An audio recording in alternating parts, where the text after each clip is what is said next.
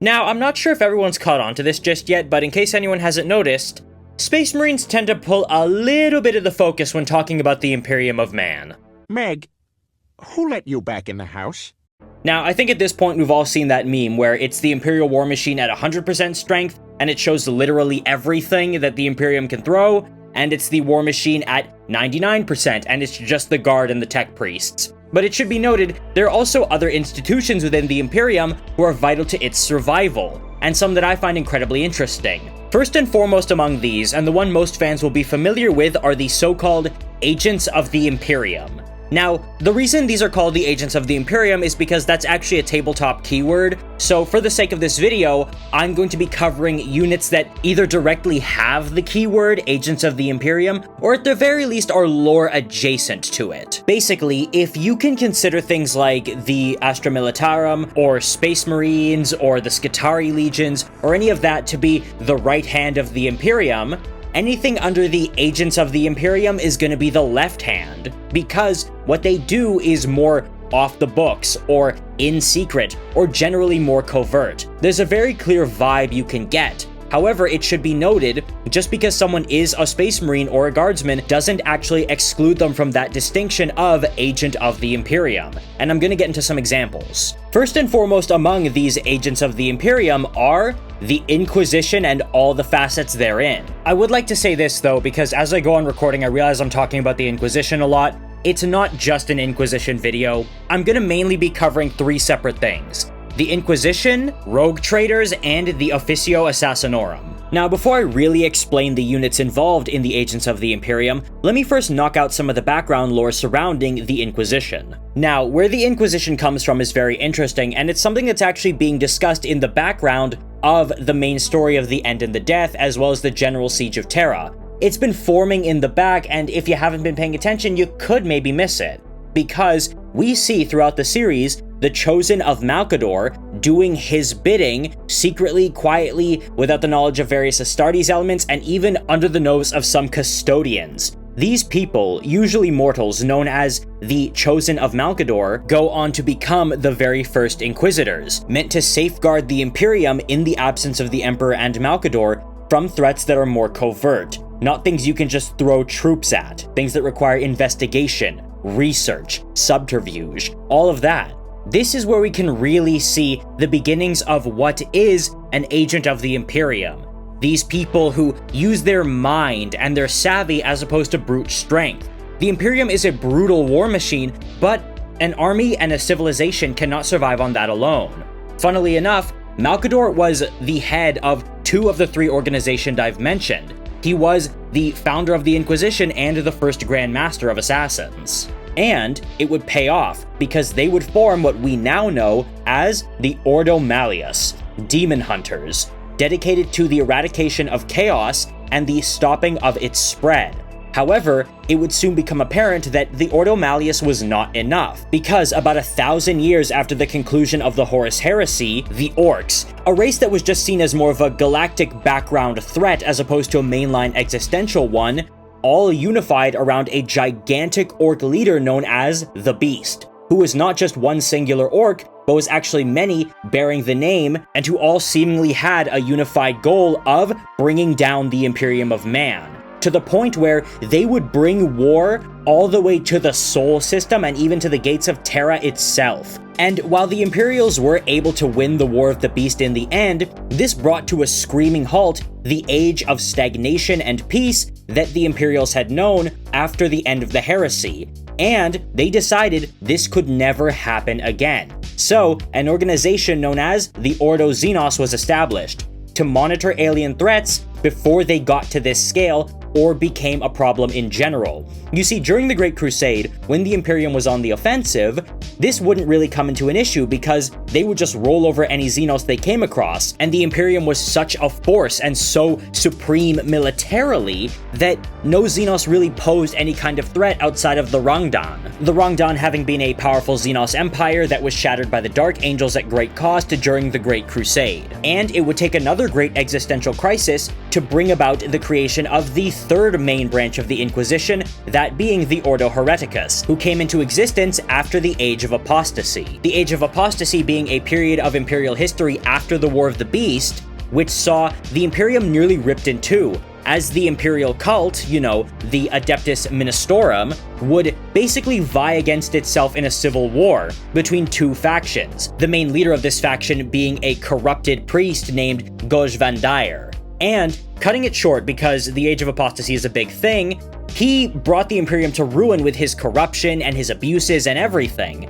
So, the Ordo Hereticus was created to stop something like this from, guess what, ever happening again, monitoring internal threats such as traitors, heretics, corruption, and all that. Now, it should be noted, these three groups, the Ordo Hereticus, Malleus, and Xenos, are not mutually exclusive, and there are Inquisitors who are not part of any of these Ordos. They're just sort of vague fields of expertise, although they do maintain their own separate institutions. A common example of this cited is if, say, an Ordo Hereticus Inquisitor discovers a cult that is trying to bring down Imperial authority, but then finds out, these guys are dabbling in warp taint and communicating with demons, or they're cutting deals with Xenos. Then he might want to call in the Ordo Malleus or Ordo Xenos for their expertise and some of their resources. Now you might ask, what are these resources?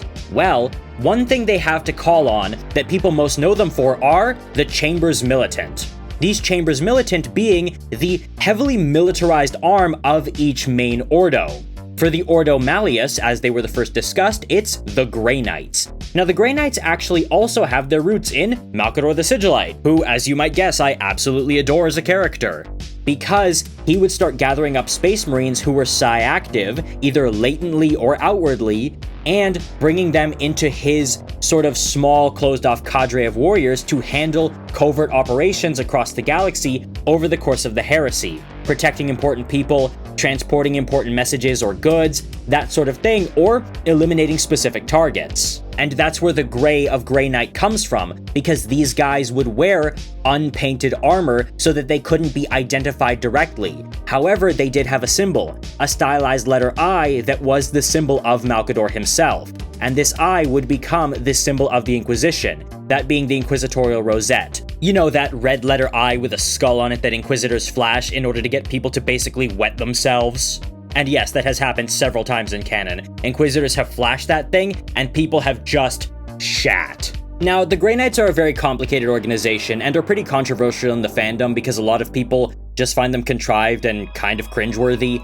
But it should be noted, they do a lot. They're Space Marines who have very special training, the Emperor's own gene seed, and specifically are tasked with the elimination of demons or otherwise demonic entities. And while the Grey Knights are more a permanent fixture of the Inquisition itself, these other two not so much, because the Ordo Xenos have the Death Watch, that being Space Marines who are still part of their normal legions, but can be called upon in times of need to undertake special operations relating to Xenos, that being elimination of targets like war bosses, stopping hive fleets, taking out Eldar raiding parties, anything really, where you need sort of a precision strike of specialists who are just really good at killing aliens, or just really, really special racist. And the Ordo Hereticus, for their part, have probably the biggest fan favorite out of the Chambers Militant, that being the Adepta Sororitas. They can be called on in either small units, or as a large-scale fighting force to crush anything from entire cults, large-scale rebellions, or even planetary revolts on command of the Ordo Hereticus. But it also should be noted, they're more like the Death Watch in that regard, because that's not their only gig. They actually are the militant branch of the Ecclesiarchy, who were actually bound by the words of the Decree Passive in the wake of the Age of Apostasy, where armies under the control of the Ecclesiarchy had rampaged across the Imperium, fighting each other and anyone they deemed impure. They were forbidden from having, quote, men under arms, but the argument was that this all-female order that Goj van Dyer had sponsored the creation of and had eventually overthrown him were not men under arms because they were not men. And that actually flew. So their job is to keep the Ecclesiarchy in check within itself, as well as to purge the unworthy and the unfaithful across the Imperium. Now, generally speaking, Inquisitors are only really gonna call on their Chambers Militant in extremis. But what do they do without them? Well, this is something that also comes up in the Agents of the Imperium keyword. I should note, however, though, that the Grey Knights, Deathwatch, and Sisters of Battle are all their own separate keywords and as such are not included in this, but Agents of the Imperium units can be seconded to them. But as I was saying, Inquisitors will most often rely on their retinues. Now, in the tabletop, retinue-style units are a lot less diverse than what you're going to see in the lore, but hey, this ain't Auspex Tactics, so let's get into it.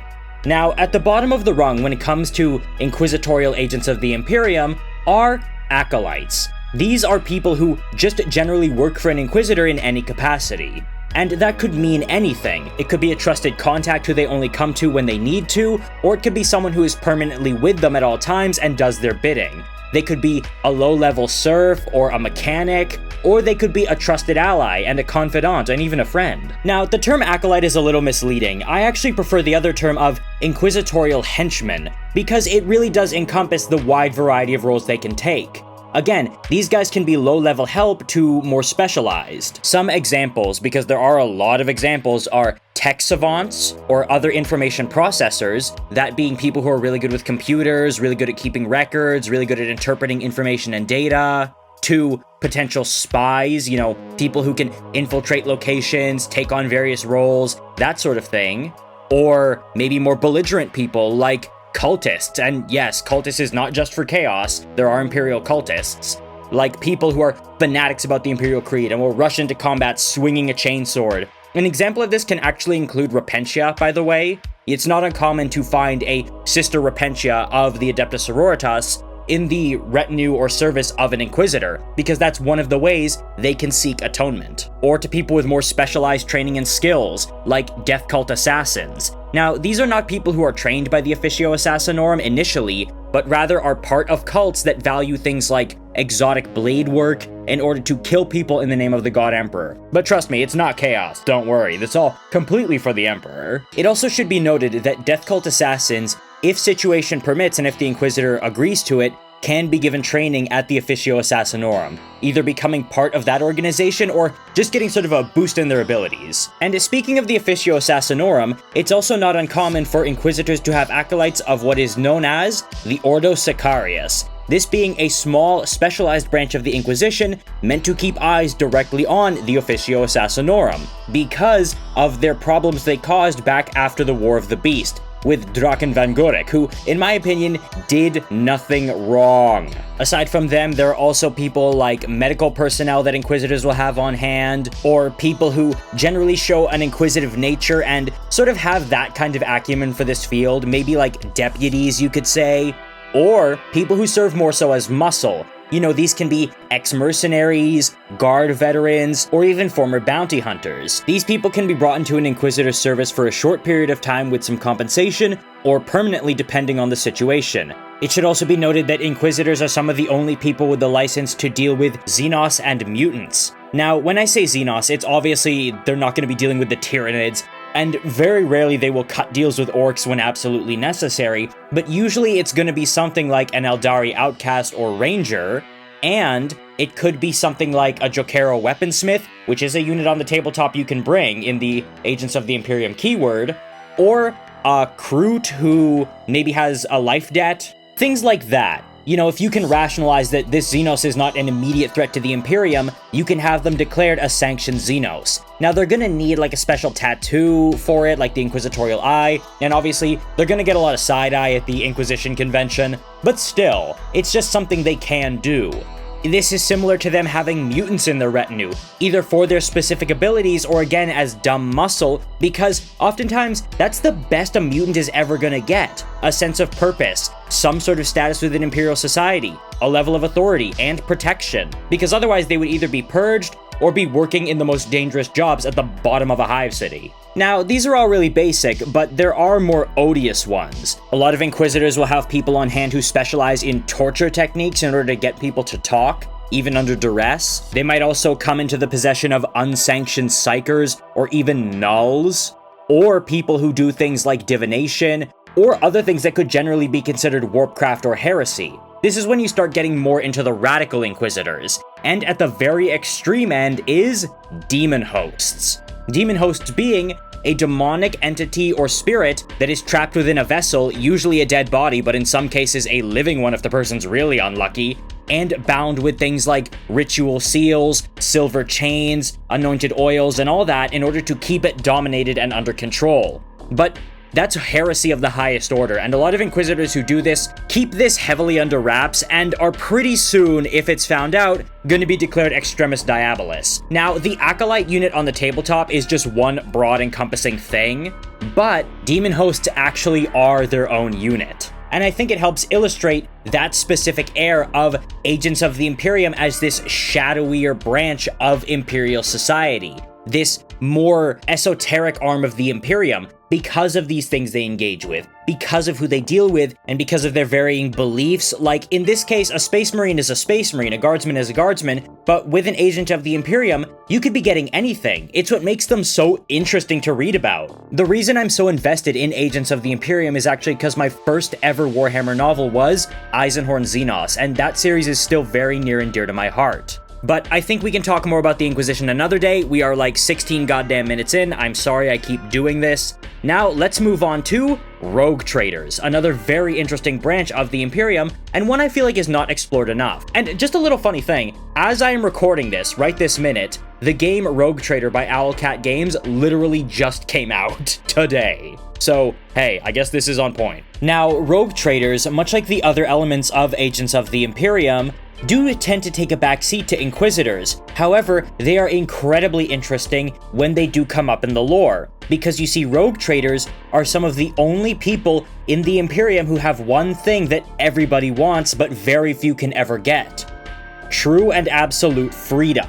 Because they are the only people who have that permission to go outside of the Imperium's boundaries and do as they see fit, engage with whoever they see fit. Sort of, the world is their oyster, or the galaxy more like. These guys served an integral role back during the Great Crusade, even if it always wasn't readily visible, because they would move ahead of the advancing crusade, scouting out various areas in the galaxy that the main military force hadn't reached and might not reach for some time, engaging with human cultures, or finding empty planets or even alien civilizations that could either be colonized or subsequently wiped out. In fact, they are some of the only people who are allowed to trade and deal with alien cultures without being, executed on the spot. They get a lot of leeway.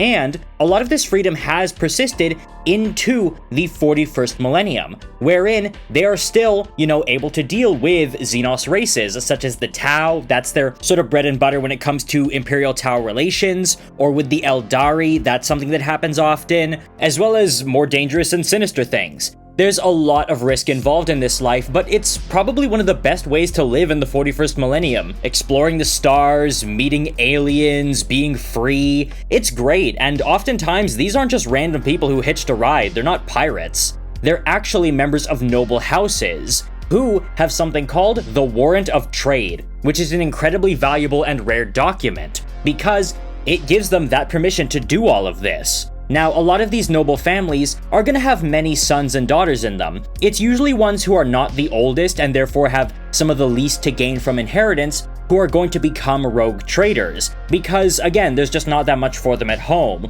Sometimes it can be seen as a disgrace of them being cast out from the family, but other times it's exactly what they want. And furthermore, the knowledge and experience these people have, as well as the fact that they command their own starships, comes in very valuable to Space Marine chapters and Inquisitors. It's not uncommon for rogue traders to make friends with high-ranking Space Marines who maybe need to hitch a ride or could use some intel, and Inquisitors for the same reason. Some of the most famous Inquisitors don't own their own starships. That's really hard to do, but they will be friends with rogue traders they can call on who happen to be in the sector where they often work to hitch a ride or just chill out with. And again, these are high culture, knowledgeable individuals, so they make good friends.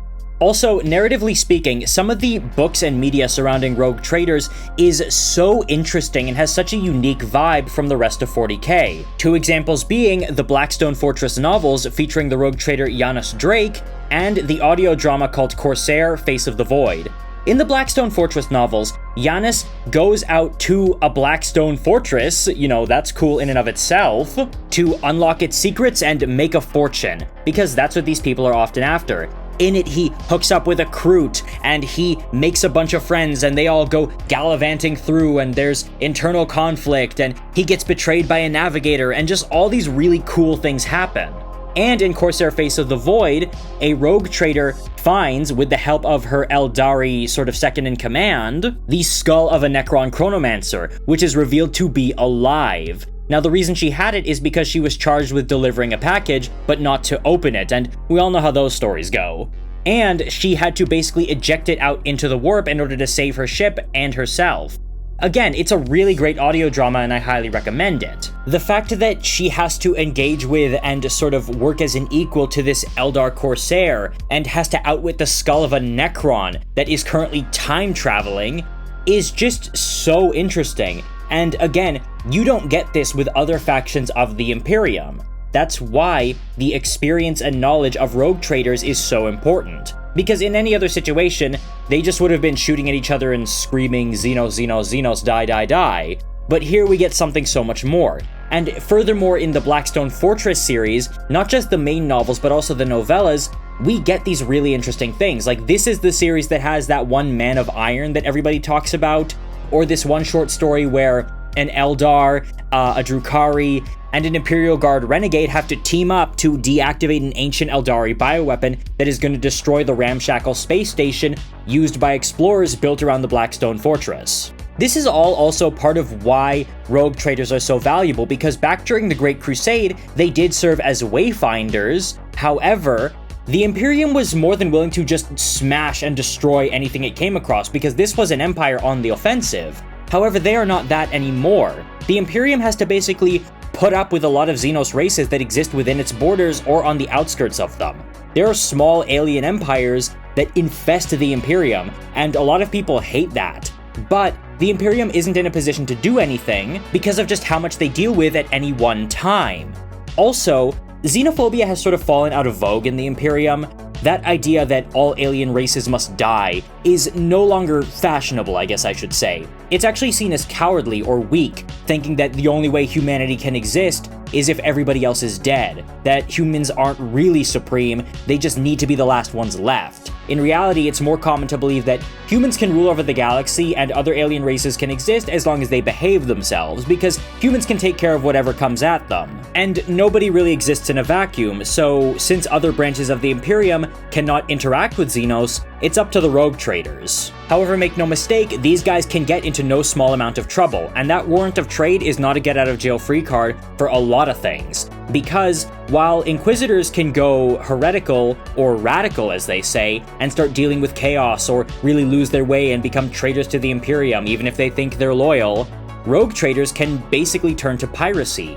There are examples of them raiding other ships for their bounty and then just leaving them dead in the warp, or smuggling forbidden artifacts into Imperial space just to make a quick buck. If an Imperial noble has a stash of contraband of Eldari or Tau technology, or just general little baubles, odds are they got it from a crooked rogue trader, because they are not supposed to have those things.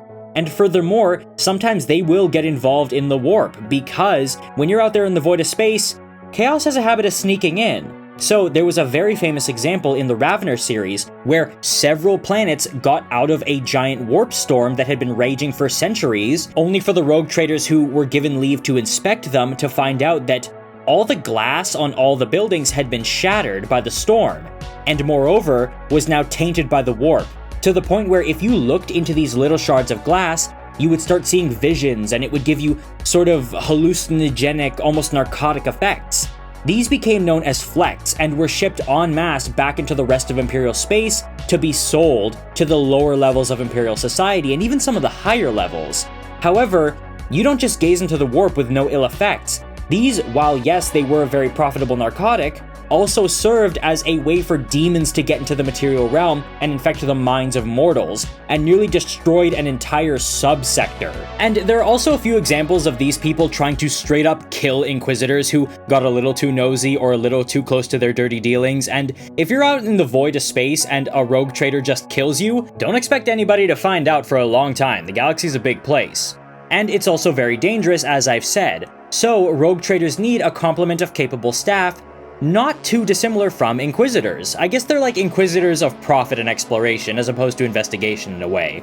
And one group they have on the tabletop with them are known as Voidsmen-at-Arms, specifically two different kinds of Voidsmen-at-Arms, called Voidsmen-at-Arms, as previously stated, and Navy Breachers. You see, Voidsmen-at-Arms are more defensive. They're meant to protect the ship, enforce order among the tens of thousands of crew that both work on the ship or just squat in the lower levels and can't be dealt with, and to repel possible boarders and invaders to the ship, and generally serve as protection for the rogue trader. Breachers, however, are meant to serve offensively, invading places, boarding other ships, possibly being the first line of defense into a dangerous place, that sort of thing.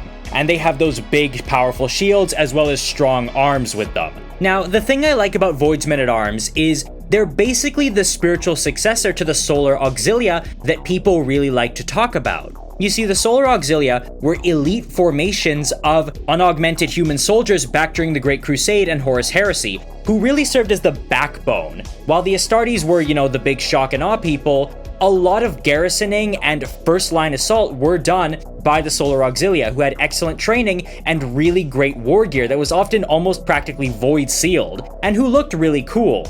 Now, again, Voidsmen-at-Arms are basically the successor because those guys didn't really make it out of the heresy. And aside from just combat specialists, they're also going to have basically everything you might need for Imperial society on hand because they're going to be in the void of space alone for years or even decades at a time. They're often going to have their own medical personnel and rejuvenat specialists, gotta keep them looking young, and their own complement of tech priests. Now, these aren't your average tech priests. These could be people with a lot of very general or even esoteric knowledge who can fill any number of niches that the rogue trader might need. And they can get these people on hand because, again, their noble upbringing and large pool of resources they can draw from. There's so much possibility here. And again, it shows that Imperial society is not just, militarum, bayonet charge, Astartes. There's a lot of really smaller interesting things that can go both good and bad. And speaking of good and bad, let's talk about the last element of Agents of the Imperium, and that being the terrifying and highly underrated Officio Assassinorum.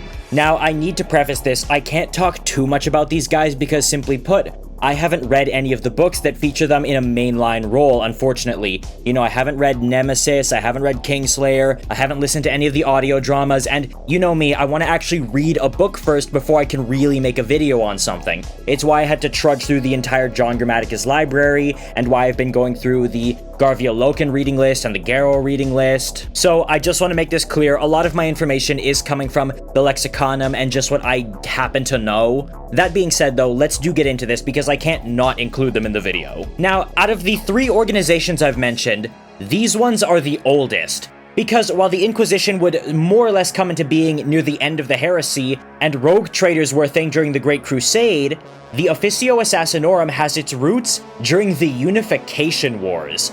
Back in their earliest stages, they weren't called Officio Assassinorum, they were called Imperial Assassins, and they answered specifically to the Adeptus Custodes in order to do their bidding and take out targets that could be seen as threats to the Imperium of a more subtle nature. They weren't going to go cutting down tyrants and warlords because the Emperor needed to be seen besting them personally, but if there were more subtle things, people who needed to just disappear, then that's where Imperial Assassins would step in. It was around the start of the Great Crusade, however, things would begin to change, because the leaders of the various clades, that's what the temples were called before they were temples, would be called to a secret meeting by the Master of Assassins, who unbeknownst to them was none other than Malcador the Sigillite.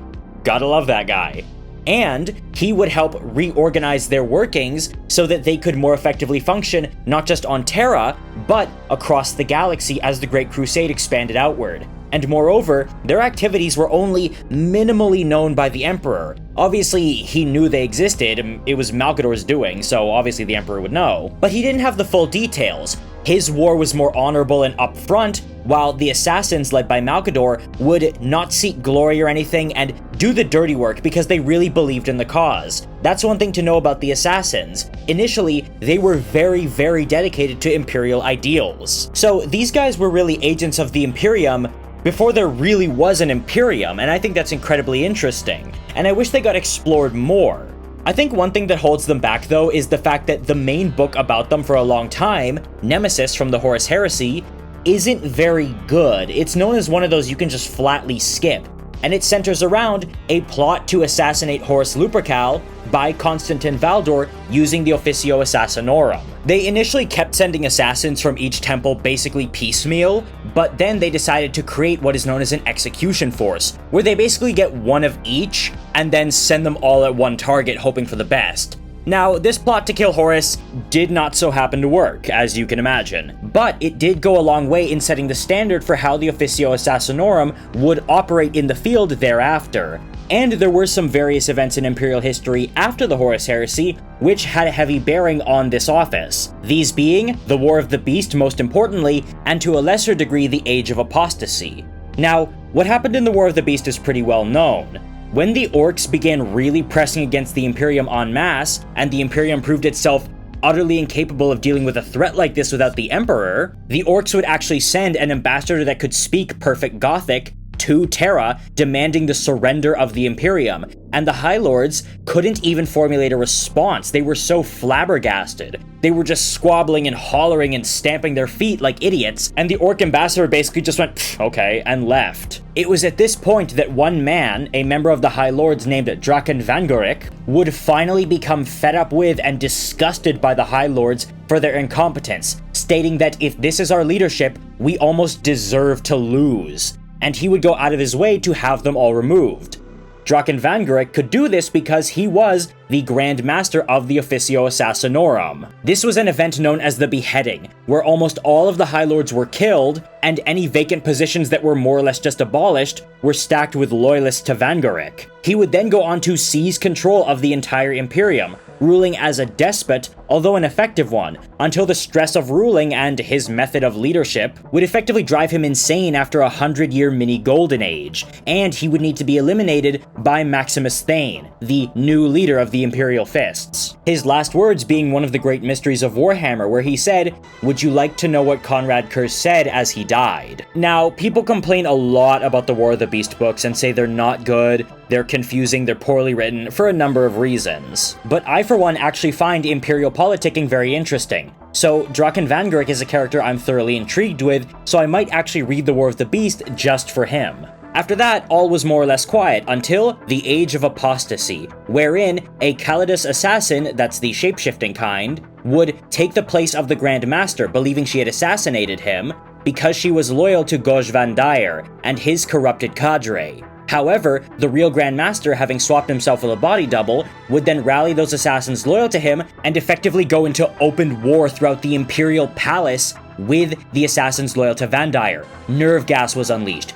Bombs were detonated. It was insanity, and this was within the palace. Granted, it's a palace the size of a small continent, but you get the idea. This could not be allowed to happen again. So after the dust settled, the Inquisition would establish the aforementioned Ordo Sicarius, whose sole purpose is to monitor the Officio Assassinorum. Also, at some point, either after this or after the beheading, it was decreed that the Officio Assassinorum could not deploy assassins without a 2/3 majority agreement from the Senatorum Imperialis. So if you ever ask yourself, why isn't the galaxy crawling with these guys? Why aren't they taking heads left, right, and center?